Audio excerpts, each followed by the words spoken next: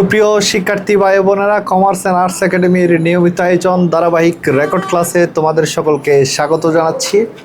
আজকে আমি একাদশ দ্বাদশ শ্রেণীর মানবিক বিভাগের পৌরনীতি ও সুশাসন প্রথম পত্রের ষষ্ঠ অধ্যায় নিয়ে আলোচনা করব। তোমরা স্ক্রিনে দেখতে পাচ্ছ, অধ্যায়টার নাম হচ্ছে রাজনৈতিক দল, নেতৃত্ব ও সুশাসন। আসলে আমরা বলেছিলাম যখন প্রথম অধ্যায় পড়াইছি তখন বলছি তোমাদেরকে যে পৌরনীতি ও সুশাসন বিষয়টা মূলত নাগরিক ও নগর রাষ্ট্র নিয়ে আলোচনা করে। নাগরিক ও নগর রাষ্ট্র। পৌরনীতি কি নিয়ে আলোচনা করবে? নাগরিক ও নগর রাষ্ট্র, অর্থাৎ নাগরিক নগর রাষ্ট্রের মধ্যে যতগুলো উপাদান আছে সবগুলো উপাদান নিয়েই মূলত আলোচনা করে হচ্ছে পৌরনীতি ও সুশাসন। তাহলে এই যে রাজনৈতিক দল, নেতৃত্ব এবং সুশাসন, এই বিষয়গুলো কিন্তু নাগরিক নগর রাষ্ট্রের সাথে জড়িত। আর পৌরনীতি ও সুশাসন প্রথম পত্রের মধ্যে যে ষষ্ঠ অধ্যায়টা আছে এটাই আমরা মূলত আমাদের যে রাজনৈতিক দলগুলো আছে আর নেতৃত্ব ও সুশাসন এগুলো নিয়ে আমরা জানার চেষ্টা করব। অর্থাৎ রাজনৈতিক দল কি, কাকে বলে, কত প্রকারের হতে পারে, নেতৃত্ব কত প্রকারের হতে পারে এবং এগুলোর মাধ্যমে কীভাবে রাষ্ট্রীয় সুশাসন প্রতিষ্ঠা হয় এই সংক্রান্ত বিষয়গুলো জানার চেষ্টা করব। আসলে আর খাল বিলম্ব না করে আমরা একটু রাজনৈতিক দলের ধারণা ও সংজ্ঞা নিয়ে আলোচনা করি। বর্তমান প্রতিনিধিত্বমূলক গণতান্ত্রিক সরকারকে দলীয় সরকার বলা হয়। বর্তমানে গণতান্ত্রিক রাষ্ট্রে বিভিন্ন দল থেকে আসলে সরকার নির্বাচিত হয় এবং প্রতিনিধিত্বমূলক গণতান্ত্রিক সরকারকে বলা হয় দলীয় সরকার।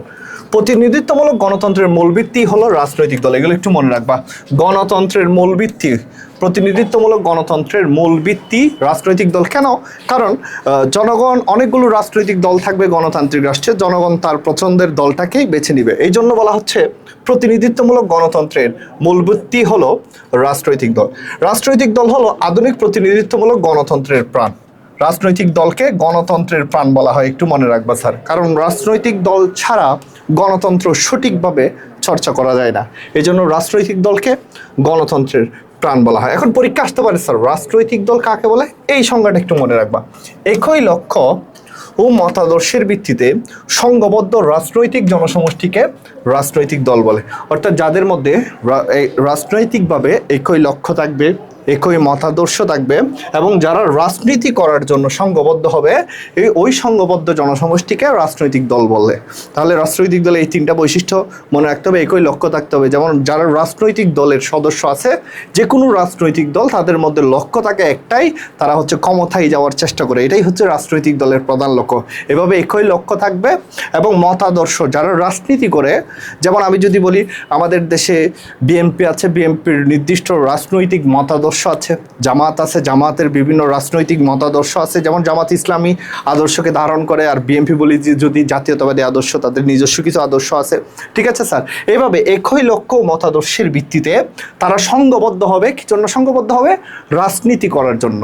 একই লক্ষ্য মতাদর্শের ভিত্তিতে সংঘবদ্ধ রাজনৈতিক জনসমষ্টিকে রাজনৈতিক দল বলে। যেমন আমাদের দেশে অনেকগুলো রাজনৈতিক দল এখানে দেওয়া আছে, যে বিএনপি, জাতীয় পার্টি, জামাত সহ অনেকগুলো রাজনৈতিক দল আছে। যাবৎকালে মোটামুটি 41টা রাজনৈতিক দল আমাদের দেশে বিদ্যমান আছে। ঠিক আছে স্যার? আশা করি স্যার তোমাদের বোঝা গেছে। এরপরে আমরা একটু জানার চেষ্টা করব রাজনৈতিক দল সম্পর্কে কিছু দার্শনিকের প্রামাণ্য সংজ্ঞা, যেগুলো তোমাদের এমসিকিউ অথবা জ্ঞানমূলক প্রশ্নে আসতে পারে। রাজনৈতিক দল সম্পর্কে আর্নেস্ট বার্কার কি বলেছেন দেখো। রাজনৈতিক দল হলো এমন এক বিশেষ একটি মতাদর্শের দ্বারা পরিচালিত এমন এক দল যা জাতীয় স্বার্থের দ্বারা উদ্বুদ্ধ হয়ে দেশের সাধারণ স্বার্থ সম্পর্কিত বিষয়ে ব্যাপক কর্মসূচি গ্রহণ করে এবং নির্বাচক মণ্ডলী, এই লাইনটা মনে রাখবা, নির্বাচক মণ্ডলীর সমর্থন লাভের চেষ্টা করে। নির্বাচক মণ্ডলী মানে হচ্ছে যারা ভোটার, ভোটারকে নির্বাচক মণ্ডলী মানে যারা ভোট দেয়, ভোটার, ওদেরকে বলা হয় নির্বাচক মণ্ডলী। অর্থাৎ আর্নেস্ট বার্কার যে মুদ্রা কথা বলেছেন, রাজনৈতিক দল হলো এমন একটি দল যারা মূলত নির্বাচক মণ্ডলীর সমর্থন লাভের চেষ্টা করে, অর্থাৎ ভোটারদের সমর্থন লাভের চেষ্টা করে। এই লাইনটা থাকলে সংজ্ঞাটি কার, এটা মনে রাখতে হবে। এটা হচ্ছে কিওয়ার্ড এই সংজ্ঞার মধ্যে। এই অর্থাৎ নির্বাচক মণ্ডলীর সমর্থন লাভ, এই কথাটা থাকলে তাহলে সংজ্ঞাটি হচ্ছে আর্নেস্ট বার্কার। আমরা হচ্ছে সংজ্ঞা হচ্ছে মুখস্থ করার চেষ্টা করি, আসলে সংজ্ঞা বুঝে বুঝে পড়লে এগুলো মনে রাখা খুব ইজি। যদি কিভাবে স্যার? এই যে এই কথাটা মনে রাখবা, নির্বাচক মণ্ডলীর সমর্থন লাভের চেষ্টা করে, এই কথাটা কে বলেছেন? Ernest Barker. এরপরে আসো স্যার, অধ্যাপক গ্যাটেল কি বলতেছে দেখো রাজনৈতিক দল সম্পর্কে। রাজনৈতিক দল হলো মোটামুটিভাবে সংগঠিত এমন একটি নাগরিক সম্প্রদায় যারা একটি রাজনৈতিক সংগঠন হিসেবে কাজ করে এবং যারা তাদের ভোটদান ক্ষমতার ধারা সরকারকে নিয়ন্ত্রণ ও সাধারণ নীতিগুলোকে কার্যকর করার করতে চেষ্টা করে। এই যে সরকারকে নিয়ন্ত্রণ, এই কথাটা বলেছেন, রাজনৈতিক দলগুলো হচ্ছে সরকারকে নিয়ন্ত্রণ ও সাধারণ নীতিগুলোকে কার্যকর করার চেষ্টা করেছে। এই কথাটা কে বলেছেন? অধ্যাপক গ্যাটার। এরপর আমরা যদি দেখি আরেকটা, এটা একটু মনে রাখবা, ম্যাকইভারটা খুবই ইম্পর্টেন্ট। ম্যাকইভার কি বলেছেন রাজনৈতিক দল সম্পর্কে? দেখো, ম্যাকইভার বলতেছেন রাজনৈতিক দল হচ্ছে কোনো নীতির সমর্থনে সংগঠিত সংঘবিশেষ যার নিয়মতান্ত্রিক উপায় মানে হচ্ছে নির্বাচনের মাধ্যমে। নিয়মতান্ত্রিক উপায় কি? নির্বাচনের মাধ্যমে। অর্থাৎ রাজনৈতিক দল হচ্ছে এমন কোন নীতির সমর্থনে সংগঠিত সংঘবিশেষ যার নিয়মতান্ত্রিক উপায়ে সরকার পরিচালনায় প্রয়াসী হয়। অর্থাৎ তারা 5 বছর পর পর নির্বাচনে অংশ নেয় এবং যারা নির্বাচনে জয়ী হয় তারাই কিন্তু সরকার গঠন করে বা রাষ্ট্র পরিচালনা করে। এই জন্য ম্যাকইভারের সংজ্ঞাটা খুবই তাৎপর্যপূর্ণ একটা সংজ্ঞা, যেটা রাজনৈতিক দলের সাথে অর্থপূর্ণভাবে জড়িত। যেমন আমি যদি বলি যে রাজনৈতিক দল, দেখো, সরকার গঠনের জন্য তারা নির্বাচনে অংশ নেয়, অর্থাৎ একটা নিয়ম অবলম্বন করে, নিয়মতান্ত্রিক উপায়ে নির্বাচনের মাধ্যমে তারা কিন্তু ক্ষমতায় যায়। এই কথাটি তিনি সংজ্ঞার মধ্যে অর্থাৎ বলতে চেয়েছেন। তাহলে এই যে 3টা সংজ্ঞা তোমাদের একটু মনে রাখতে হবে, যেগুলো হচ্ছে প্রামাণ্য সংজ্ঞা হিসেবে পরিচিত রাজনৈতিক দল সম্পর্কে, এগুলো পরীক্ষায় আসতে পারে। এবার যদি বলি যে স্যার রাজনৈতিক দলের বৈশিষ্ট্যসমূহ, রাজনৈতিক দলের কিছু বৈশিষ্ট্য আছে। পৃথিবীতে যতগুলো জিনিস আছে সবগুলো জিনিসের স্পেসিফিক কিছু বৈশিষ্ট্য থাকবে। বৈশিষ্ট্য হচ্ছে কোনো একটা জিনিসকে চেনার উপায়, মনে রাখতে হবে। কোনো একটা জিনিসকে চেনার উপায় হচ্ছে বৈশিষ্ট্য। ঠিক আছে স্যার, যেমন আমি সাইজ স্যার, আমার নাম জানা অনেকেই জানো না, কিন্তু অনেকেই জানো যে আমি কি, আমার বৈশিষ্ট্য আছে যে আমি পৌরনীতি পড়াই। তাহলে তোমাকে যদি বাইরে কেউ জিজ্ঞেস করে পৌরনীতি কে পড়ায়, তাহলে তোমার চোখের মধ্যে আমার চেহারাটা বাসবে যে সাইজ স্যার পৌরনীতি পড়ায়। এটা হচ্ছে সাইজ স্যারের বৈশিষ্ট্য। আমাদের কোচিং আরও অন্যান্য স্যার আছে, যেমন বাংলা স্যার, বাংলা পড়ায় সাদ্দাম স্যার, এটা বাংলা সাদ্দাম স্যারের একটা বৈশিষ্ট্য। ঠিক কোনো একটা জিনিসকে চেনার জন্য তার বৈশিষ্ট্যগুলো মনে রাখতে হবে। তাহলে রাজনৈতিক দলকে চেনার জন্য রাজনৈতিক দলের কিছু বৈশিষ্ট্য আছে, সেগুলো আমাদের একটু মনে রাখতে হবে। 1 নম্বর বৈশিষ্ট্য হচ্ছে রাজনৈতিক দল হচ্ছে রাজনৈতিক সংগঠন। রাজনীতি করার জন্য তারা সংগঠিত হয়, বিভিন্ন কর্মসূচি পালন করে, মিটিং, মিছিল, সভা, সমিতি। এই জন্য রাজনৈতিক দলকে বলা হয় রাজনৈতিক সংগঠন। এটা হচ্ছে রাজনৈতিক দলের 1 নম্বর বৈশিষ্ট্য। এবং রাজনৈতিক দলের 2 নম্বর বৈশিষ্ট্য হচ্ছে এরা সম আদর্শে বিশ্বাসী। অর্থাৎ রাজনৈতিক দলগুলোর মধ্যে নিজস্ব কিছু আদর্শ থাকবে, যেগুলো তারা ধারণ করবে, পালন করবে। প্রত্যেকটা রাজনৈতিক দলের মধ্যে নিজ নিজ দলীয় আদর্শ বিদ্যমান থাকে। তারপর 3 নম্বর বৈশিষ্ট্য হচ্ছে রাজনৈতিক দলগুলো নিয়মতান্ত্রিক উপায়ে ক্ষমতা আরোহণ করে। অর্থাৎ নির্বাচনের মাধ্যমে নির্দিষ্ট একটা মেয়াদ শেষ হলে সরকারের, তখন নির্বাচন নেয়, আর নির্বাচনে যেই দলটা জয়ী হয় নিয়মতান্ত্রিক উপায়ে তারাই কিন্তু সরকার গঠন করে। এই জন্য রাজনৈতিক দলের অন্যতম বৈশিষ্ট্য হচ্ছে তারা নিয়মতান্ত্রিক উপায়ে ক্ষমতা আরোহণ করে। এরপরে 4 নম্বর বৈশিষ্ট্য এখানে দেওয়া আছে জনমতের প্রতি গুরুত্ব প্রদান। রাজনৈতিক দলের অন্যতম একটা বৈশিষ্ট্য হচ্ছে তারা জনমতকে গুরুত্ব দেয়, কারণ তারা জানে যদি জনমতকে গুরুত্ব না দেয় জনগণ তাদেরকে ভোট দিবে না। এজন্য নির্বাচন আসলে বিভিন্ন ইস্তেহার দেয়, প্রতিশ্রুতি দেয় জনগণকে যে আমি এটা করে দিব, ওইটা করে দিব। অর্থাৎ জনগণের মতামতকে গুরুত্ব দিয়ে তারা নির্বাচন ইস্তেহারগুলো দেয়, ক্ষমতায় যাওয়ার চেষ্টা করে। এজন্য রাজনৈতিক দলের অন্যতম বৈশিষ্ট্য হচ্ছে তারা জনমতের প্রতি গুরুত্ব প্রদান করে। এরপরে সর্বশেষ আরেকটা বৈশিষ্ট্য মনে রাখতে হবে, 5 নম্বর বৈশিষ্ট্য দলীয় স্বার্থ সংরক্ষণ। তারা নিজেদের দলীয় স্বার্থ সংরক্ষণের জন্য বিভিন্ন কর্মসূচি দেয়। যেমন শীতকাল আসলে দেখবা যে কি কম্বল বিতরণ, ঠিক আছে স্যার, অনেক কিছু কর্মসূচি দেয়, চাল বিতরণ, ঢাল বিতরণ, নিজের দলীয় স্বার্থ সংরক্ষণ করার জন্য। এবং তারা সবসময় তোমরা ক্যামেরার সামনে দেখবা বা ক্যামেরার পিছনে দেখবা এমন কাজ করার চেষ্টা করে যেন তাদেরকে মানুষ বাহবা দেয়। কারণ কোনো একটা রাজনৈতিক দলের নেতাকর্মী যদি খারাপ কাজ করে তাহলে ওই এফেক্টটা দলের মধ্যে পড়বে, প্রভাবটা দলের মধ্যে পড়বে। এই জন্য রাজনৈতিক দলগুলো সবসময় চেষ্টা করে, বা রাজনৈতিক দলের সদস্যরা সবসময় চেষ্টা করে দলীয় স্বার্থ সংরক্ষণ করার, অর্থাৎ দলের নাম ভালো হয় এমন কাজ করার চেষ্টা করে। যে কাজগুলো করলে দলের নাম খারাপ হয় এই কাজগুলো থেকে তারা বিরত থাকে। আশা করি স্যার রাজনৈতিক দলের বৈশিষ্ট্যগুলো বোঝা গেছে। এরপর আসো স্যার, আমাদের দেশে আরেকটা দল আছে, সেটা হচ্ছে উপদল। অনেকে এটা চিনে না, অনেকে জানেও না। উপদল কিন্তু আমাদের চারপাশেই আছে। আমরা যেটাকে বলি সিন্ডিকেট, একটা নাটক আছে বাংলা, ওই নাটকটা দেখলেই বুঝে যাবে আসলে উপদল কি। আমরা এক কথাই বলি যে সিন্ডিকেট, বা তাদের আরেকটা নামে ডাকা হয় কুচক্রী মহল বলা হয়, কুচক্রী মহল, এটাকে উপদল বলা হয়। উপদল বা আমরা বলতে পারি কুচক্রী মহল। আচ্ছা, এদেরকে উপদল কেন বলা হচ্ছে বা কুচক্রী মহল কেন বলা হচ্ছে সেটা জানার জন্য আমাকে উপদলের সংজ্ঞাটা একটু মনে রাখতে হবে।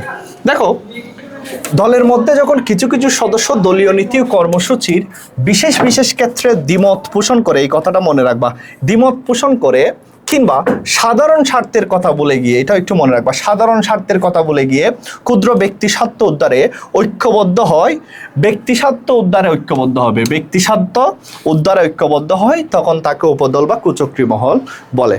দলের মধ্যে যখন কিছু কিছু সদস্য দলীয় নীতি ও কর্মসূচির বিশেষ বিশেষ ক্ষেত্রে দ্বিমত পোষণ করে কিংবা সাধারণ স্বার্থের কথা বলে গিয়ে ক্ষুদ্র ব্যক্তি স্বার্থ উদ্ধারে ঐক্যবদ্ধ হয়, তখন তাকে উপদল বা কুচক্রী মহল বলে। যেমন আমি যদি বলি যে আমাদের দেশে অনেক সময় দেখা যায় যে কি সরকার বিভিন্ন কারণে তেলের দাম বৃদ্ধি করতেই পারে। এই যে আমাদের দেশে একটা উপদল আছে পরিবহন মালিক সমিতি। সরকার যখন তেলের দাম বৃদ্ধি করে তখন পরিবহন মালিক সমিতিরা এক হয়ে তারা চিন্তা করে যে কি ভাড়া বৃদ্ধি করার। তারা বলে যে কি সরকার তেলের দাম বৃদ্ধি করছে কেন, আমরা ভাড়া বৃদ্ধি করব। তারা যুক্তি দেখায় যে কি এভাবে চলা যায় না, কারণ তেলের দাম যেহেতু বৃদ্ধি করছে আমাদেরকে ভাড়া বাড়াইতে হবে। তখন তারা এক হয়ে বিভিন্ন ধর্মঘট দেয় এবং ভাড়া বাড়ানোর চেষ্টা করে। অর্থাৎ সাধারণ স্বার্থের কথা তখন তারা ভুলে গিয়ে নিজেদের ব্যক্তি স্বার্থ উদ্ধারে ঐক্যবদ্ধ হয়, এমন দলকেই বলা হচ্ছে উপদল। তাহলে দলের মধ্যে যখন কিছু কিছু সদস্য দলীয় নীতি ও কর্মসূচির বিশেষ বিশেষ ক্ষেত্রে দ্বিমত পোষণ করে এবং সাধারণ স্বার্থের কথা বলে গিয়ে যারা ব্যক্তি স্বার্থ উদ্ধারে ঐক্যবদ্ধ হয়, অর্থাৎ নিজেদের স্বার্থ উদ্ধারে ঐক্যবদ্ধ হয়, তখন তাকে উপদল বলে।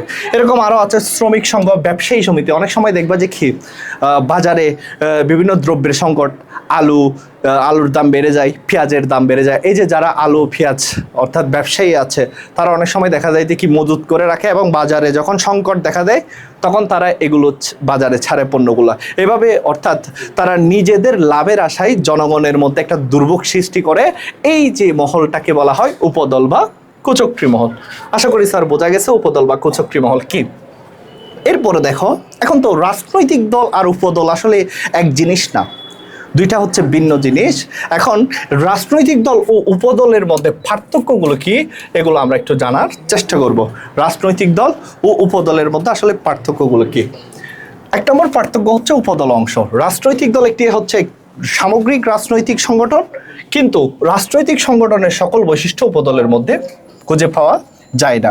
উপদল রাজনৈতিক দলের একটি খণ্ডিত রূপ। অর্থাৎ রাজনৈতিক দল হচ্ছে একটি বৃহৎ দল আর রাজনৈতিক দলের একটি ছোট অংশ হচ্ছে উপদল। এই জন্য উপদলকে বলা হচ্ছে রাজনৈতিক দলের অংশ। এটা একটা পার্থক্য। তারপর হচ্ছে কাঠামোগত পার্থক্য। আমরা যদি দেখি কাঠামোগত পার্থক্য, কোনটা বড় কোনটা ছোট, তাহলে রাজনৈতিক দল হচ্ছে তুলনামূলকভাবে বড় আর উপদল হচ্ছে তুলনামূলকভাবে ছোট।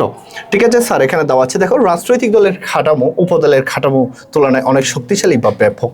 রাজনৈতিক দলের কাঠামো কর্মসূচি লক্ষ্য উদ্দেশ্য ব্যাপক, উপদলের কাঠামো কর্মসূচি লক্ষ্য উদ্দেশ্য সংকীর্ণ। এরপরে আমরা যদি দেখি তৃতীয় নাম্বার যে পার্থক্যটা আছে রাজনৈতিক দল আর উপদলের মধ্যে, কর্মসূচি ও স্বার্থগত। কর্মসূচি ও স্বার্থগত। দেখো, নির্দিষ্ট নীতি ও কর্মসূচি সামনে রেখে রাজনৈতিক দল গড়ে ওঠে। অর্থাৎ রাজনৈতিক দলের মধ্যে নির্দিষ্ট কর্মসূচি থাকবে আর উপদলের মধ্যে তেমন একটা কর্মসূচি থাকে না। অর্থাৎ কর্মসূচি উপদলের গৌণ বিষয়। রাজনৈতিক দল প্রতিনিয়ত কর্মসূচি দেয়, মিটিং মিছিল সভা সমিতি প্রকাশ্যে কর্মসূচি দিবে, কিন্তু উপদল সবসময় কর্মসূচি দেয় না। এই জন্য রাজনৈতিক দলের মধ্যে কর্মসূচি ব্যাপক কর্মসূচি থাকলেও উপদলের মধ্যে কর্মসূচি থাকে না। এটা হচ্ছে কর্মসূচিগত পার্থক্য। আর স্বার্থগত পার্থক্য হচ্ছে রাজনৈতিক দল হচ্ছে জাতীয় স্বার্থের কথা চিন্তা করে, জনগণের কথা চিন্তা করবে, আর উপদল শুধু হচ্ছে নিজেদের কথা চিন্তা করবে। তাহলে দুইটার মধ্যে পার্থক্য আছে। রাজনৈতিক দল হচ্ছে জাতীয় স্বার্থের কথা চিন্তা করে আর উপদল হচ্ছে শুধুমাত্র নিজেদের স্বার্থের কথা চিন্তা করবে। এবার দেখো স্যার, আশা করি বোঝা গেছে স্যার রাজনৈতিক দল আর উপদলের মধ্যে এই তিনটা পার্থক্য। এগুলো পরীক্ষা আসতে পারে খ নাম্বার প্রশ্নের জন্য, অর্থাৎ অনুধাবনমূলক প্রশ্ন আসতে পারে। এবার পরীক্ষায় আরেকটা প্রশ্ন আসে, গণতন্ত্রে রাজনৈতিক দলের ভূমিকা কি কি ভূমিকা পালন করে গণতান্ত্রিক রাষ্ট্রে। এই যে এখানে দেওয়া আছে জনমত গঠন করে। অর্থাৎ রাজনৈতিক দল এক নম্বর যে ভূমিকাটা পালন করে গণতান্ত্রিক রাষ্ট্রে, এক নম্বর হচ্ছে জনমত গঠনের চেষ্টা করে। তারা নির্বাচন আসলে জনগণকে বিভিন্ন প্রতিশ্রুতি দেয়, জনগণের আশা আকাঙ্ক্ষা পূরণের কথা বলে, এটা করে দিব ওইটা করে দিবে, এভাবে রাজনৈতিক দল গণতন্ত্র এক নম্বর ভূমিকা পালন করে, সেটা হচ্ছে জনমত গঠনের চেষ্টা করে। আর জনমতটা গঠন করতে পারলেই তারা সরকার গঠন করে। ঠিক আছে স্যার, রাজনৈতিক দলগুলো যারা ভোট বেশি পায়, নির্বাচনে আসন বেশি পায়, তারা দেখা যায় যে কি সংসদে যায় এবং সরকার গঠন করে। এটাও রাজনৈতিক দল গণতন্ত্রের বিশেষ ভূমিকা পালন করে এইভাবে। তারপর হচ্ছে এখানে দেওয়া আছে দেখো 3 নাম্বার, জনগণ ও সরকারের মধ্যে সেতু বন্ধন। রাজনৈতিক দলগুলো কি করে, জনগণ ও সরকারের মধ্যে একটা সেতু বন্ধন তৈরি করে। তারা চায় যে কি সরকার গঠনের মাধ্যমে জনগণের যে অর্থাৎ জনগণকে যে প্রতিশ্রুতি দিচ্ছে সেগুলো পূরণের মাধ্যমে জনগণের সাথে সুসম্পর্ক তৈরি করার চেষ্টা করে। এভাবে রাজনৈতিক দলগুলো জনগণ ও সরকারের মধ্যে সেতু বন্ধন তৈরি করে, অর্থাৎ সুসম্পর্ক তৈরি করে। বিরোধী বিকল্প পক্ষ, রাজনৈতিক দলগুলো যারা নির্বাচিত হয় সরকার গঠন করে, আর যারা সরকার গঠন করতে পারে না তারা বিরোধী দলের ভূমিকা পালন করে। অর্থাৎ আমরা যদি দেখি সংসদে একটা হচ্ছে সংখ্যাগরিষ্ঠ দল, তারা হচ্ছে সরকারি দল, আর যারা সংখ্যালঘিষ্ঠ থাকে তারা বিরোধী দলের ভূমিকা পালন করে। এগুলো দুইটাই কিন্তু রাজনৈতিক দল থেকেই হয়। এরপরে দেখো গণতান্ত্রিক রাষ্ট্রে রাজনৈতিক দলগুলো রাজনৈতিক সচেতনতা বৃদ্ধি করে, অর্থাৎ জনগণকে বিভিন্ন সভা সমিতি মিটিং মিছিলের মাধ্যমে রাজনৈতিকভাবে তারা সচেতন করার চেষ্টা করে। এটাও গণতান্ত্রিক রাষ্ট্রের রাজনৈতিক দলের বিশেষ ভূমিকা। এরপর হচ্ছে শান্তিপূর্ণভাবে সরকার পরিবর্তন, অর্থাৎ গণতান্ত্রিক রাষ্ট্রে রাজনৈতিক দলগুলো নির্বাচনের মাধ্যমে শান্তিপূর্ণভাবে সরকার পরিবর্তনের চেষ্টা করে। এরপর আমরা যদি দেখি গণতন্ত্রে রাজনৈতিক দলের কার্যাবলী, গণতন্ত্রে রাজনৈতিক দলের কার্যাবলী কি কি কাজ করে গণতান্ত্রিক রাষ্ট্রে রাজনৈতিক দলগুলোর। 1 নম্বর কাজ হচ্ছে রাজনৈতিক দলের 1 নম্বর কাজ, মনে রাখতে হবে এগুলো স্যার, রাজনৈতিক দল কি কি কাজ করে গণতান্ত্রিক রাষ্ট্রে। 1 নম্বর কাজ হচ্ছে রাষ্ট্রীয় সমস্যা নির্ধারণ। রাষ্ট্রের কি কি সমস্যা আছে তারা খুঁজে বের করার চেষ্টা করে, কোন জায়গায় উন্নয়ন করতে হবে, কোন জায়গায় কোন সমস্যাটা দূর করতে হবে, এজন্য তারা সমস্যাগুলো খুঁজে বের করে, রাষ্ট্রীয় সমস্যা নির্ধারণ করে। তারপর হচ্ছে নীতি নির্ধারণ ও কর্মসূচি প্রণয়ন। এবার সমস্যা খুঁজে বের করার পর রাজনৈতিক দলগুলো যেই কাজটা করে তারা নীতি নির্ধারণ করে ফেলে, অর্থাৎ কোন কাজটা আগে করবে কোন কাজটা পরে করবে, এভাবে তারা কর্মসূচি দেয়। এরপর আমরা যদি দেখি জনমত গঠন করে, একটু আগেই বলছি তারা নির্বাচিত হওয়ার জন্য, তারা ভোটে জয়ী হওয়ার জন্য জনগণের মতামতকে প্রাধান্য দেয়, এভাবে জনমত গঠনের চেষ্টা করে। নির্বাচন আসলে তারা বিভিন্ন প্রতিশ্রুতি দেয় জনমতকে প্রাধান্য দিয়ে, এভাবে জনমত গঠন করে। তারপর হচ্ছে প্রার্থী মনোনয়ন, রাজনৈতিক দলগুলো দেখবা নির্বাচন আসলে দলীয় প্রার্থী মনোনয়ন দেয়, ঠিক আছে স্যার, নিজেদের দল থেকে, আর প্রার্থী মনোনয়ন দেয়, ঠিক আছে স্যার। তারপর হচ্ছে প্রার্থীর পক্ষে প্রচারণা চালায়, বিভিন্ন প্রচারণা আমরা দেখি যে কি ব্যানার টাঙিয়ে, তারপর হচ্ছে যে কি মাইকিংয়ের মাধ্যমে, ঠিক আছে স্যার, গানের মাধ্যমে প্রার্থীর পক্ষে প্রচারণা চালায়। তারপর হচ্ছে ভোটারদের স্বার্থ সংরক্ষণ, তারা ভোটারদের স্বার্থ সংরক্ষণ করার জন্য নির্বাচন আসলে বিভিন্ন কর্মসূচি দেয়, বা নির্বাচনের আগেও বিভিন্ন কর্মসূচি দেয়। তারপর হচ্ছে সরকার গঠন, এবার নির্বাচনে জয়ী হলে রাজনৈতিক দলগুলো সরকার গঠন করে, যেই দলটা বেশি সংখ্যাগরিষ্ঠতা অর্জন করে সেই দলটা সরকার গঠন করে। তারপর রাজনৈতিক দলের অন্যতম একটা হচ্ছে বিরোধী ভূমিকা পালন, যারা বিরোধী দল থাকে সরকার গঠন করতে পারে না, তারা সরকারের সমালোচনা করে, রাষ্ট্রের উন্নয়নে ভূমিকা রাখে এবং বিরোধী দলের ভূমিকা পালন করে। এরপরে সর্বশেষ হচ্ছে সরকারের বিভিন্ন বিভাগের মধ্যে সংযোগ স্থাপন। রাজনৈতিক দলগুলো চেষ্টা করে যে সরকারের অন্যান্য বিভাগ, আইন বিভাগ, শাসন বিভাগ, বিচার বিভাগ যেন সুষ্ঠুভাবে তাদের কাজ করে, তাদের সাথে সম্পর্ক স্থাপনের চেষ্টা করে হচ্ছে রাজনৈতিক দলগুলো। এভাবে আসলে রাজনৈতিক দলগুলো তাদের কার্যাদি সম্পাদন করে। এখানে রাজনৈতিক দলের 9টা কাজ দেওয়া আছে, এগুলো একটু তোমরা বাসায় ভালো করে পড়বা, এগুলোর ব্যাখ্যা বইয়েও দেওয়া আছে। আশা করি স্যার বোঝা গেছে। এর পরবর্তী স্লাইডে আমরা যদি দেখি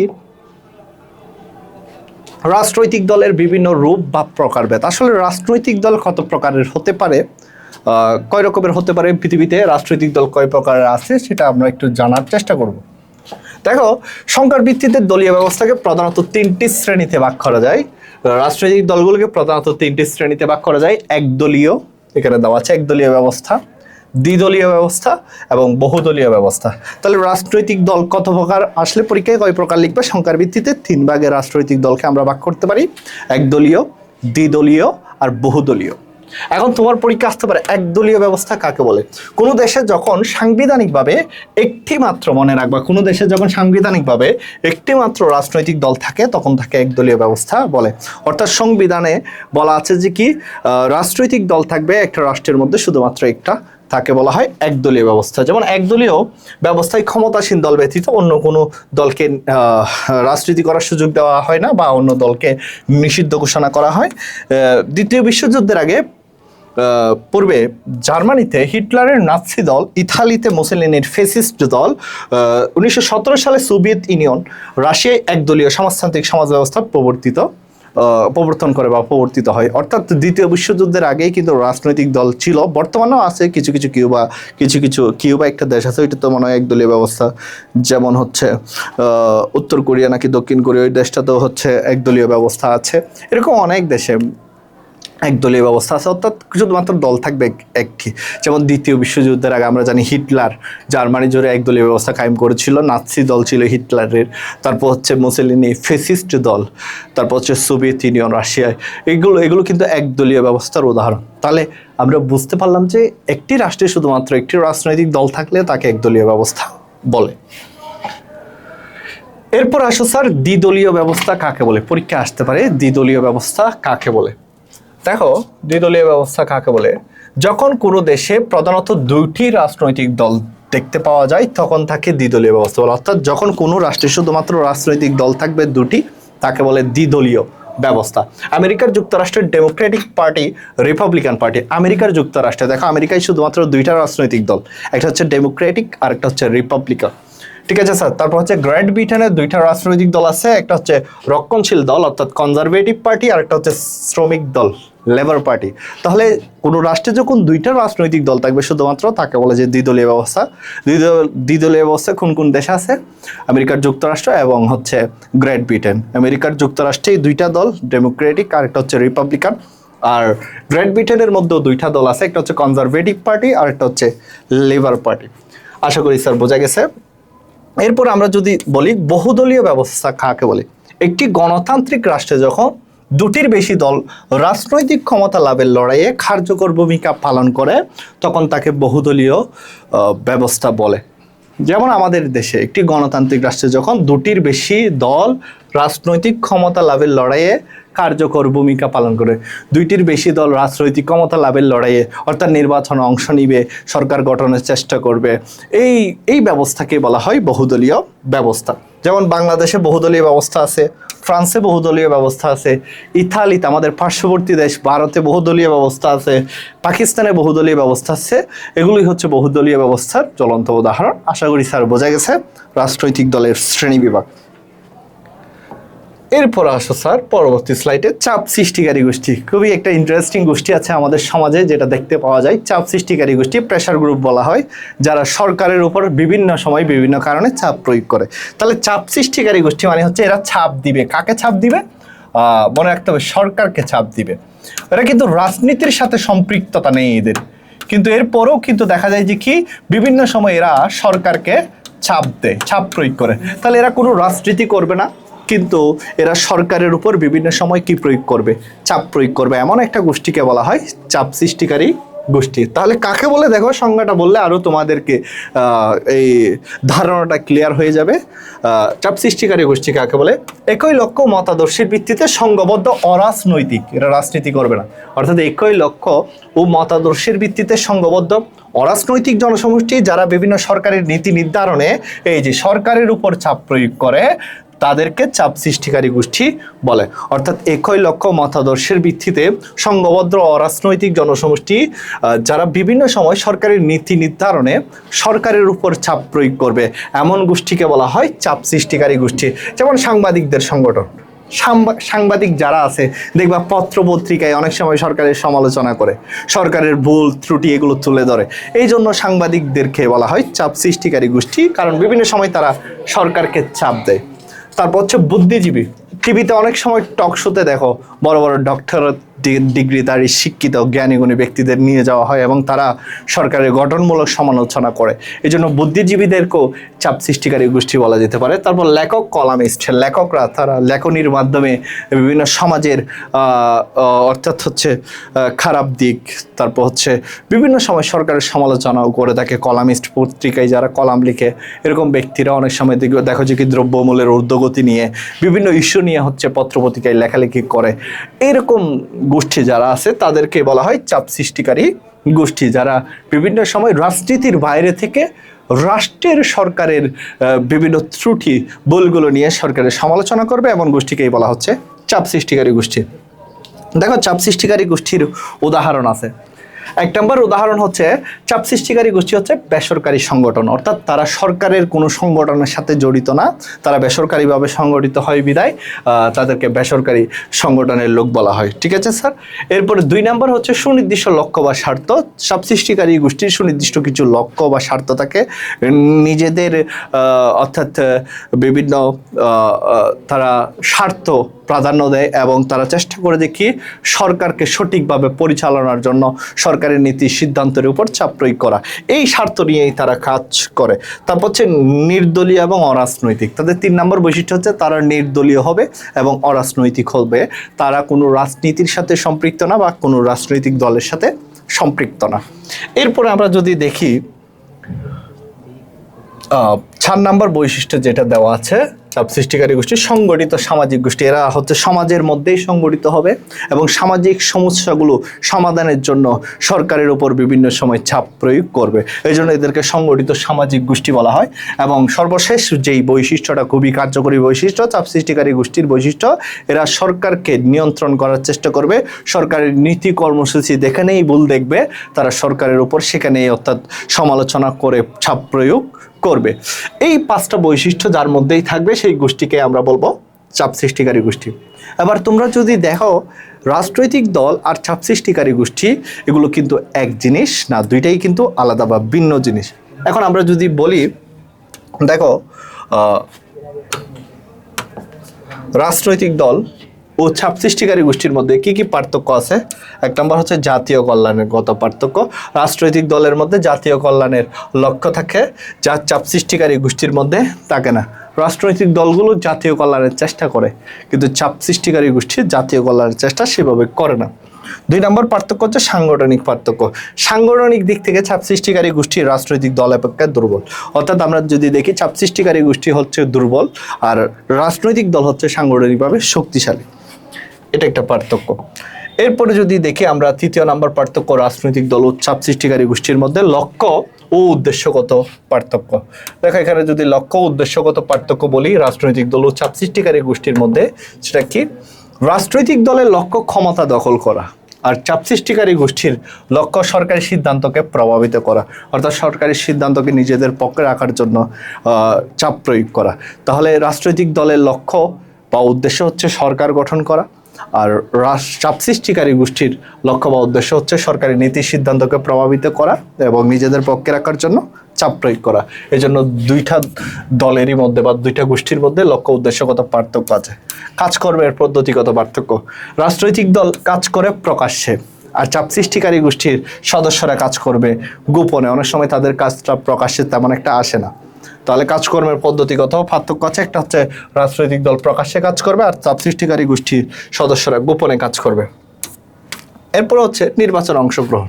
আমরা যদি দেখি রাজনৈতিক দল নির্বাচনে অংশগ্রহণ করে কিন্তু চাপ সৃষ্টিকারী গোষ্ঠীর সদস্যরা নির্বাচনে অংশগ্রহণ করে না।